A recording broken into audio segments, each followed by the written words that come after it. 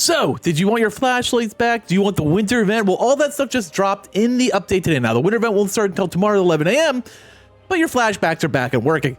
We'll break down everything from the 7.4.2 update for DBD in just a moment, but welcome back, Deadites and Ghost Beaters. If you're new to the channel, I am Oldhead Gaming, and if you want to stay up to date on all the latest horror news, make sure you click on that subscribe button, turn on the notification bell for all horror-related videos. So, the 7.4.2 update is up. Let's take a look at all the patch notes and what it brings to the game. That is all live right now, except for the preload for tomorrow's Bone Chill 2023 event.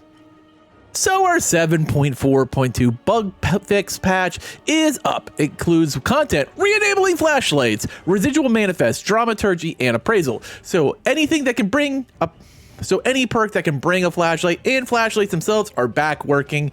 You can get all that stuff. The Good Guy, batteries included perk. Within 12 meters of a completed generator, you get 5% haste. This movement speed bonus lingers for 135 seconds after leaving the generator's range. Remove deactivation when all generators are completed. So this is how the perk was actually on the PTB. Now, of course, that wasn't what launched with it. They did tweak it a little bit, but here we go. We're going to have the PTB version live in the game. The Trickster, decrease the base time between throws to 0.3 seconds was 0.33. Increase main event throw rate multiplier to 66%. That's a big boost from 33%. Increase the main event activation duration to 6 seconds was 5, and reverted time before last raise and decay to 15 seconds was 10. So this is once again more like he was on the PTB as well. Trickster got a big boost. So this is weird. Like every patch has been, do we buff Trickster? Do we lower Trickster? Do we nerf Trickster? Do we revert him back the way he was? They can't seem to find a sweet spot for Trickster, and that's a little interesting. I feel like we're going to probably be seeing Trickster tweaked here and there for the next couple of patches, and it's just kind of in a really weird place. He's a little bit better one week and then a little bit worse the next. All right, bug fixes. First, we start with archives. Fixed an issue that made it impossible to complete the back-to-back Tome 17 challenge if you're getting good skill check or missing a skill check after getting 3 great skill checks consecutively. So this has been bugged. We had a lot of people complaining they weren't getting it, and then I had someone in my live stream get it when they weren't even getting the consecutives. It was all sorts of a mess. Bots can once again dodge special attacks. Characters, fixed an issue caused the mastermind picking up a survivor on his shoulders to be misaligned for a few seconds. Fixed demo puppy breaking pallet animation to play properly when a survivor runs into the pallet from the other side. Fixed an issue that caused the Good Guy slice and dice animation to play twice. Fixed an issue that caused survivors become misaligned during the Good Guy's carry attacks. The Good Guy can now scamper under pallets being lifted by any means necessary. That was an interesting tweak. Like, you could do it and it almost threw him back like he had just got hit with the pallet again. So that was something that needed to be fixed. Fixed an issue where players could bypass the 90-degree camera lock with the Good Guy. So people were using that to like look around corners. That wasn't how it was intended. It was definitely an exploit. Trickster's main event can no longer trigger Supreme Combo event multiple times per health state. As seen from the survivor point of view, Charles Lee Ray no longer jitters and lags behind while carrying the Good Guy. This was making issues for actually doing light saves when, you know, there was flashlight saves to make. Fixing the issue that caused the Huntress's hatch to become offset at launch. Environment and maps. Fixed an issue on Nostromo where characters could land on debris. Fixed an issue in Midwich where characters would clip through a vault. Fixed an issue in the swamp where extra collision would let characters stand.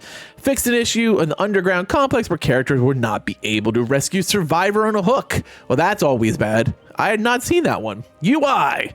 Fixed an occasionally missing UI elements like the currency information. Fixed a potential crash in the archives when hovering over reward nodes, and fixed the potential crash if closing the player profile manually too quickly after equipping a player card, badge, or banner.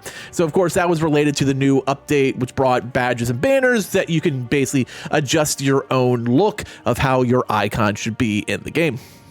Miscellaneous. Fixed issue that caused survivors to clip into a locker after being interrupted from entering one by the killer. And finally, fixed an issue that caused survivors to clip into lockers using a flashlight entering the locker simultaneously. So this was our locker exploit was the reason that the kill switch was activated last Thursday on flashlights. Everything's back to normal now. No more hiding in lockers infinitely with the power of the killer never being able to open them, and flashlights are working, and so everyone gets their stuff back. Easy peasy, lemon squeezy. Right now, there's still one known issue. The back-to-back tome challenge 17 description erroneously says 1 consecutive skill check instead of 3, but it is still 3, so it's not just hit 1 great skill check and, you know, be done. So basically, it's not a huge patch. It fixes a few things. It does really 3 things. It, of course, returns flashlights, and it fixes, once again, the locker flashlight exploit. So now people can use their flashlights, they can get in lockers, and get out of lockers if they're pulled by a killer, so everything's good on that front. 2 was returning the good guy's battery included perk back to its original state, so it's no longer deactivated when all 5 gens are live, so you can still get that haste in post-game chase. And finally, Trickster got a pretty significant return to his PTB state. Now, this is a little scary. Trickster was very, very powerful on the PTB. They had nerfed it way back coming out of the PTB, and now they're slowly building it back up. So I feel like we just don't know where they want Trickster to be right now. They definitely want him better than he was, but I think they're still trying to fine-tune where Trickster should be, and I wouldn't be surprised if the 7.4.3 update includes some sort of tweak to Trickster too. They fixed that 1 broken challenge in Tome 17 back-to-back, so that should be good, even though they apparently got a typo in it. But other than that, it's kind of a pretty menial update. It's live now. It hit at 11 a.m. You can go in there. You can use your flashlights. You can use batteries included as normal. So what do you think? Is this important, or you're just ready for tomorrow? You're just like, give me 11 a.m. on Thursday so I can go to the Bone Chill event, start working on my awesome skins and getting all my additional sweaters. I want to hear your thoughts in the comments below. As always, thank you for watching, and later, mates.